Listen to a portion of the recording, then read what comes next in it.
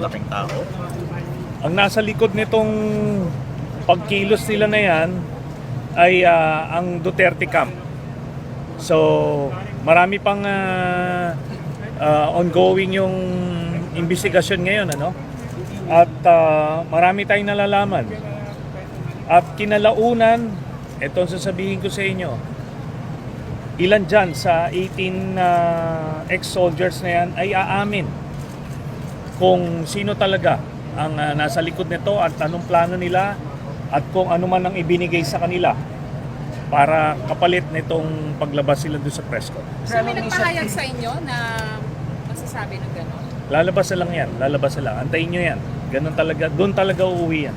Sir, paano niyo nasabi na Duterte camp? Meron po ba kayong initial evidence? Yes. Meron tayong, unang-una, they stand to benefit most dito sa pangyaring ito.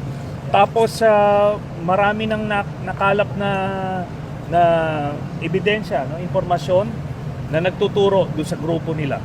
Basta kinalaunan po, antayin nyo lang, lalabas kung ano talaga ang kung sino ang nasa likod nito, magkano ang buong proyekto na yan, ano ang kapalit dito sa mga ginawa nila, at yon, kung sino ang nag-finance. Sir, Ombudsman Dimulyo already admitted na